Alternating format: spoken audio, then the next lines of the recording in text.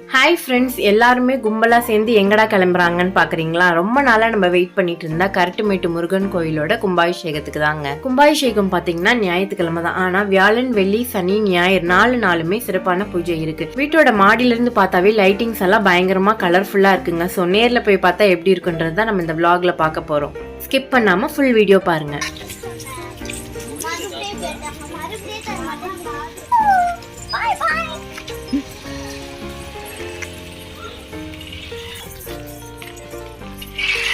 நான்லாம் சின்ன பிள்ளையா இருக்கப்போ கோயிலுக்கும் கூப்பிட்டா போவே மாட்டேன். ஷாப்பிங்கோ இல்லை தேட்டருக்கோனா ரொம்ப ஜாலியாக கிளம்பிடுவேன். இப்போ இருக்க பிள்ளைங்களாம் பார்த்தாச்சுன்னா எங்கேயாவது வெளியில் கிளம்புன்னு சொன்னால் போதும், ரொம்ப ஜாலியாக ரெடி ஆகிட்டு கிளம்பிடுறாங்க. இதுக்கு முன்னாடி எல்லாம் நம்ம கரட்டுமேட்டு முருகன் கோவிலுக்கு போகிறதா இருந்துச்சுன்னா ஃபேமிலியாக போவோம். எந்த விசேஷமாக இருந்தாலும் எல்லாருமே அவங்கவுங்க ஃபேமிலியோடு போயிட்டு வருவாங்க. கும்பாபிஷேகம்ன்றதுனால எல்லாரும் ஒன்றா போகலான்னு சொல்லி பிளான் பண்ணி வீட்டிலேருந்து நடந்தே கிளம்பிட்டோம்.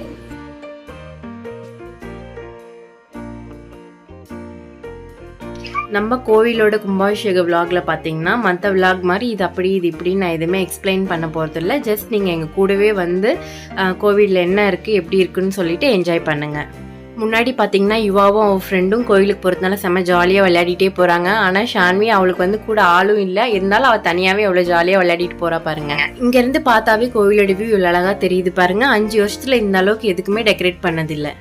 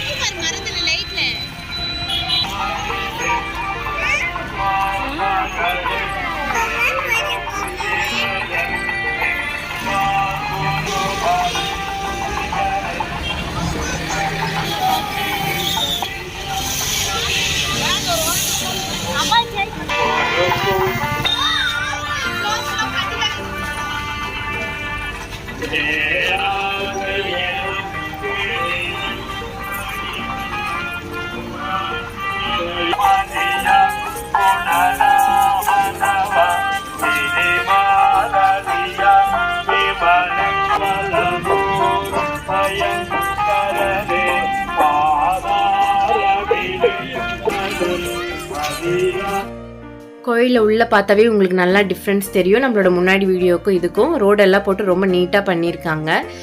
கூட்டம் பார்த்திங்கன்னா ரொம்ப பெருசாக இல்லை, இப்போ தான் கொஞ்சம் கொஞ்சமாக வர ஆரம்பிக்கிறாங்க. ஏன்னா நார்மலாக பூஜை மட்டும் தான் நடக்குது இல்லைங்களா, கும்பாபிஷேகத்துக்கு தான் ரொம்ப கூட்டமாக இருக்கும்.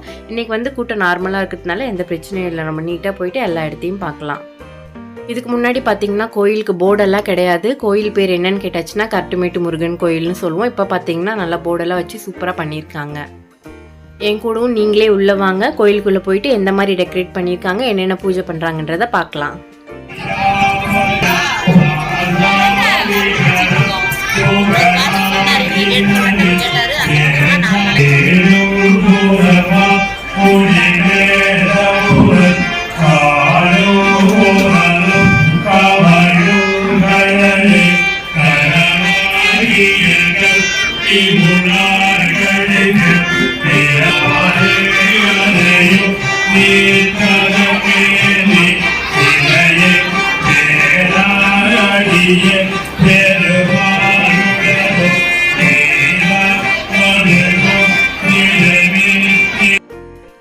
இந்த இடத்துல தான் ரொம்ப கூட்டமாக இருக்குது. எல்லாரும் வேறு லைனில் நிற்கிறாங்களே, ஒருவேளை சாமி இங்கே தான் வச்சுருப்பாங்களோ அப்படின்னு சொல்லிட்டு கூட்டத்தில் எப்படியாவது முந்தி போய் பார்க்கலான்னு போயாச்சுன்னா அப்புறம் தான் சொல்கிறாங்க இங்கே தான் யாக பூஜை நடத்துகிறாங்கன்னு சொல்லிட்டு. காலையில் எல்லோரும் முளைப்பார் கட்டினதை ஊர்வலமாக எடுத்துகிட்டு வந்தாங்க. அதெல்லாம் கொண்டு வந்து வச்சு இங்கே தான் எல்லா சாமிக்கும் ஒரே இடத்துல பூஜை பண்ண போகிறாங்கன்னு சொல்லி சொன்னாங்க. ஸோ கொஞ்சம் கொஞ்சமாக அப்படியே லைனில் போய் உங்களுக்காக எல்லாமே நான் வீடியோ எடுத்திருக்கேன் பாருங்கள். எப்போதும் இறைவனுடைய திருவருளுக்கு பாத்திரராக மாற வேண்டி விரும்பி கேட்டுக்கொள்கின்றோம். திருச்சி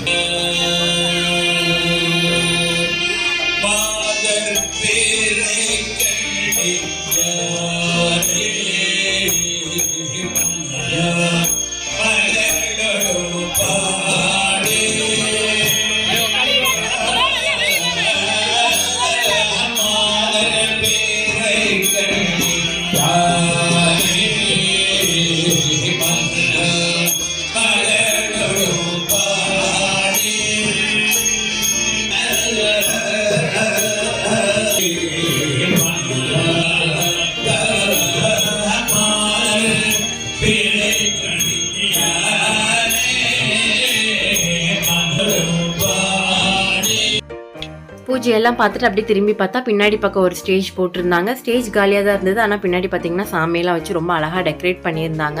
அது என்னன்னு பார்க்கறதுக்கு பிள்ளைங்களாம் ரொம்ப இன்ட்ரெஸ்டடாக இருந்ததுனால சரி நாமளும் போய் பார்ப்போம்னு சொல்லிட்டு அங்கே வந்தோம். அப்புறம் என்னடா அப்படின்னு சைடில் விசாரிச்சாச்சுன்னா நாளை மறுநாளில் ஈவினிங்கில் எங்கள் பரதநாட்டியம் ப்ரோக்ராம் நடக்கிறதா சொன்னாங்க. சரி ஓகே, அவங்க ஆடுறதுக்கு முன்னாடி பிள்ளைங்கள்லாம் ஒரு வாட்டி ஏறணும்னு ஆசைப்பட்டதுனால இவங்களும் ஏறி பார்க்கட்டும்னு சொல்லிட்டு அனுப்பி விட்டாச்சு.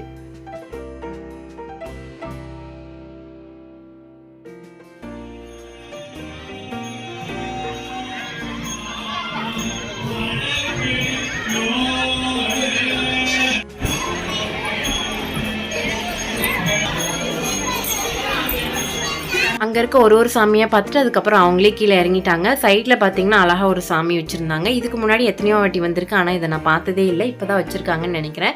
5 தலை நாகம் வச்ச மாதிரி சூப்பராக டெக்கரேட் பண்ணியிருந்தாங்க. வந்தவங்க எல்லாருமே பார்த்தீங்கன்னா மற்ற சாமிங்களோ டெக்கரேஷனை பார்த்ததை விட இது ரொம்ப ஆச்சரியமாக பார்த்துட்டு இருந்தாங்க. எல்லாருமே நின்று ஃபோட்டோஸ் அதிகமாக எடுத்தாங்க.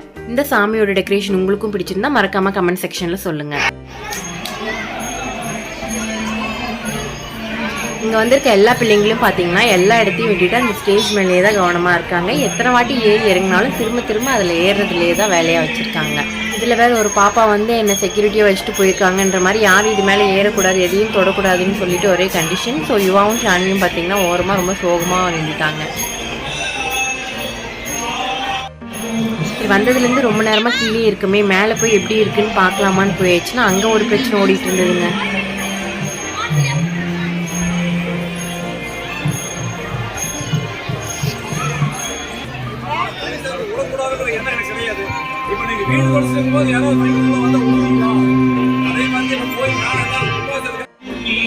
ஒரே சண்டை தாங்க, எவ்வளோ போராடியும் மேலே விட்ட பாட காணும். சரி சும்மா எதுக்கு அங்கே நின்றுக்கிட்டு போய் நம்ம வந்த வேலையை பார்ப்போம்னு சொல்லிட்டு நானும் போய் அமைதியாக உட்காந்துட்டேன். ஆனால் எவ்வளோ நேரம் ஆனாலும் வெயிட் பண்ணி கண்டிப்பாக மேலே போய் பார்த்தே ஆகணுங்க. ஏன்னா கீழே பார்த்தாவே எவ்வளோ சூப்பராக இருக்குது, மேலே இன்னும் அழகாக இருக்குன்னு நினைக்கிறேன். ஸோ வெயிட் பண்ணி கண்டிப்பாக மேலே போய் பார்க்கலாம்.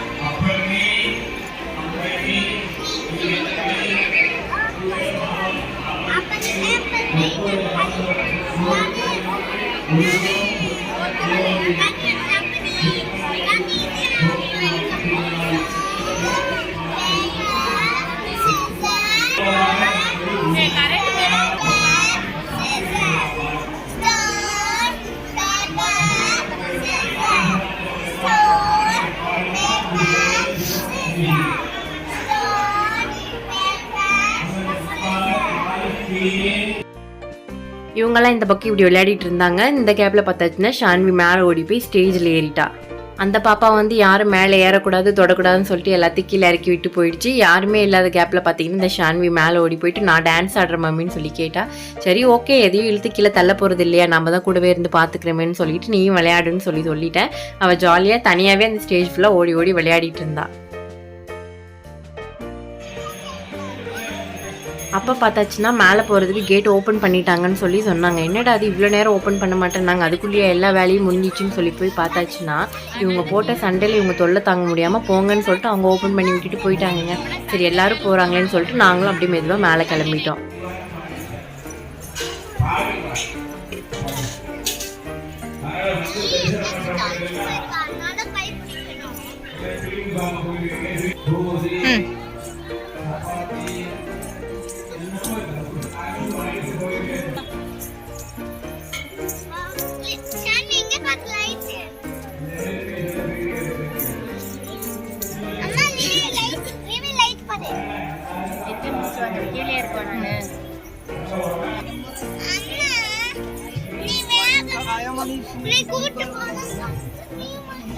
ஏறுங்க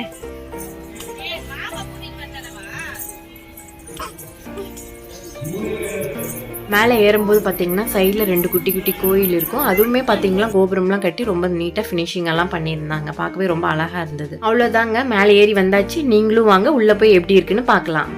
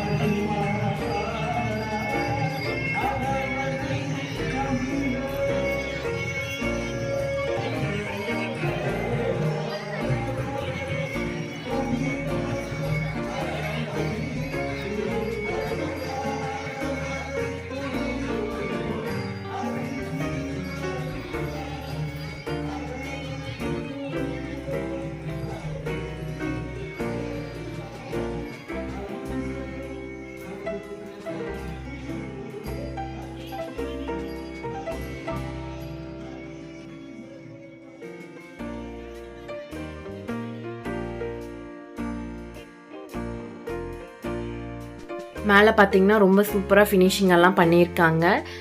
இடம் பார்த்தீங்கன்னா ரொம்ப ஃப்ரீயாக இருக்குது. இப்போ முன்னாடியெல்லாம் வந்துச்சுன்னா வந்து உட்காரதுக்கே இடம் இருக்காது. கீழே போய் பிள்ளையார் கோயில்கிட்ட தான் உட்காந்துட்டு போவோம். இப்போ நல்லா அரேஞ்ச் பண்ணியிருக்காங்க. கூட்டம் பெருசாக இல்லாததுனால பிள்ளைங்களாம் ஜாலியாக ஓடி பிடிச்சி விளையாடிட்டு இருக்காங்க. கும்பாபிஷேகத்தன்னைக்கு வந்திருந்தால் கண்டிப்பாக இந்த அளவுக்கு ஃப்ரீயாக நம்ம கோயிலை பார்த்துருக்க முடியாது. இன்றைக்கி வந்து ரொம்ப ஜாலியாகவும் இருந்தது. கோயிலை ஃபுல்லாக நீட்டாக சுற்றி பார்க்கவும் முடிஞ்சுச்சு. நாங்கள் வந்து 5 வருஷத்தில் இந்த இடத்துல எப்பயுமே அலோவ் பண்ணதே கிடையாது. மூடியே தான் வச்சுருப்பாங்க.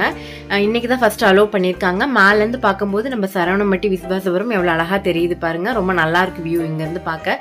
கண்டிப்பாக நீங்கள் இந்த கோயிலுக்கு வந்தீங்கன்னா இங்கேருந்து பாருங்கள் எப்படி இருக்குன்னுட்டு. அப்படியே எல்லாத்தையும் பார்த்துட்டு கீழே இறங்க ஆரம்பிச்சாச்சுங்க. டைம் பார்த்தீங்கன்னா 8:30 மணி இருக்கும். எல்லா பிள்ளைங்களுக்குமே பசிக்க ஆரம்பிச்சிருச்சு. ஸோ கீழே அன்னதானம் பண்ணுற இடத்துக்கு போகலான்னு சொல்லிட்டு எல்லாருமா கிளம்பிட்டோம். இங்கே சாதாரண நாட்கள்லேயே கண்டிப்பாக அன்னதானம் இருக்கும். இப்போ வேறு விசேஷம் இல்லைங்களா? ஸோ 4 நாளைக்குமே 3 வேளையுமே இங்கே அன்னதானம் பண்ணுறதா சொல்லியிருந்தாங்க. போய் எப்படி இருக்குது என்னன்றதை பார்க்கலாம்.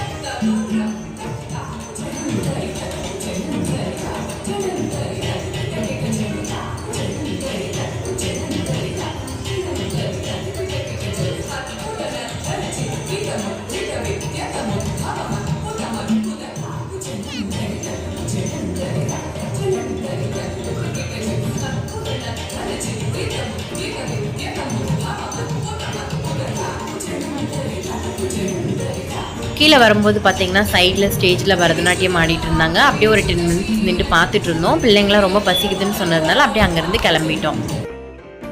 போய் பார்த்தாச்சுன்னா எங்கேயுமே அன்னதானமே போடலைங்க. என்னடா இது இவ்வளோ சீக்கிரமாக காலி ஆகிட்டுருக்குன்னு சொல்லிட்டு பக்கத்தில் விசாரிச்சாச்சுன்னா அவங்க கீழே ஒரு இடத்த காமிச்சாங்க. போய் பார்த்தாச்சுன்னா அன்னதானத்துக்குன்னே பெருசாக ஷெட்டு போட்டு எத்தனை பேர் வந்தாலும் இல்லைன்னு சொல்லாத அளவுக்குங்க ஃபுல்லாக பயங்கரமாக அரேஞ்ச் பண்ணியிருந்தாங்க.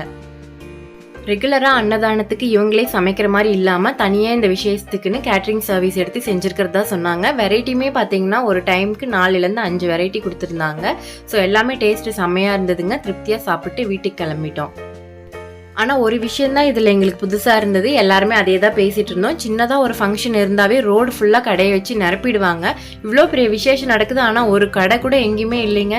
நார்மலாக கோவில் அந்த டெக்கரேஷன் மட்டும்தான் இருந்தது தவிர ஒரு ஆள் கூட எங்கேயுமே கடையே போடலை. எப்பவும் கோயிலுக்கு வந்தாச்சுன்னா கடையெல்லாம் பார்த்துட்டு ஏதாவது வேணும்னு சொல்லி கேட்பாங்க. இந்த வாட்டி கடை எதுவும் இல்லாததுனால அவங்களும் அதை பற்றி கண்டுக்காமல் ஜாலியாக விளையாடிக்கிட்டே வீட்டுக்கு கிளம்பிட்டாங்க.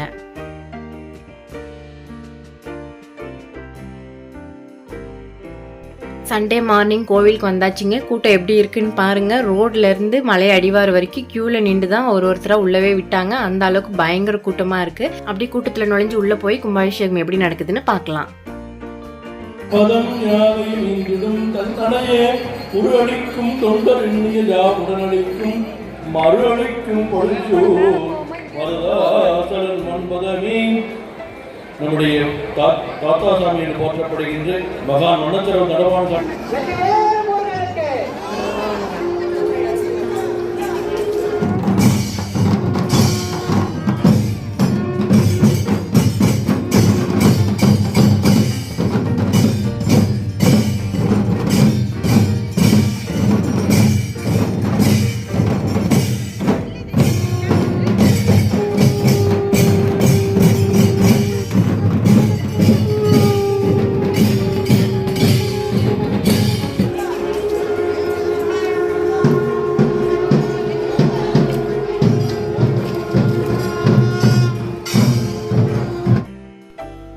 கும்பாபிஷேகம் நல்ல பிரம்மாண்டமாக நடந்து முடிஞ்சதுங்க. நீங்கள் கோயம்புத்தூரில் இருக்கிறதா இருந்தால் கண்டிப்பாக இந்த கோவில் ஒரு வாட்டி விசிட் பண்ணுங்கள்.